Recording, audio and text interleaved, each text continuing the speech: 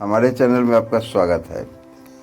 पांचाल राज्य के राजा द्रुपद ने अपनी बेटी द्रौपदी का स्वयंवर अपनी राजधानी काम्पिल्य में रखा था।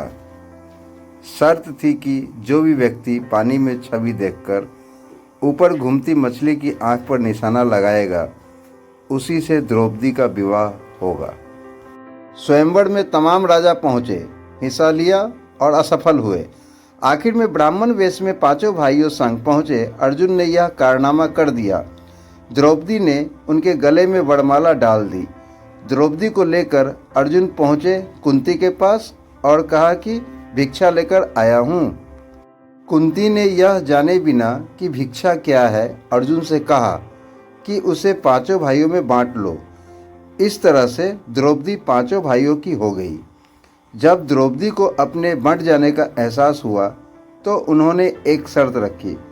शर्त की एक बार में वह एक ही भाई के साथ रहेगी। एक बार जब अर्जुन अपनी पादुका प्रवेश द्वार के बाहर उतार द्रौपदी के संग प्रेम प्रसंग में लीन थे, तभी द्वार पर एक कुत्ता आया और खेल खेल में उस कुत्ते ने अर्जुन की पादुका उठा ली और उसे लेकर वो पास के जंगल में जाकर उसके साथ खेलने लगा।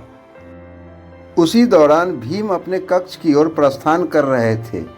उन्होंने देखा कि द्रौपदी के कक्ष के बाहर कोई पादुका नहीं है और वो द्रौपदी के कक्ष में प्रवेश कर गए।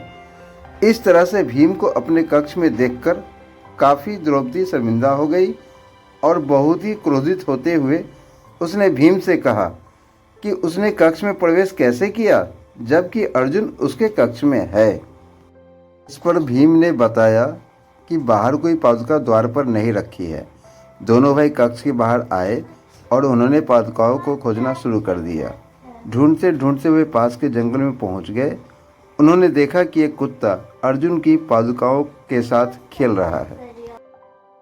द्रौपदी इस बात से बहुत ही लज्जित महसूस कर रही थी और उतनी ही क्रोधित भी थी, तो उसने क्रोध में आकर कुत्ते को यह श्राप दे दिया कि जैसे आज मुझे भीम ने शाबाश करते देखा है, उसी तरह तुम्हें सारी दुनिया शाबाश करते देखेगी।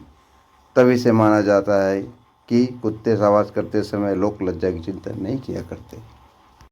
यदि यह कहानी आप लोग अच्छी लगी हो तो हमारे चैनल को लाइक और सब्सक्राइब जरूर करें।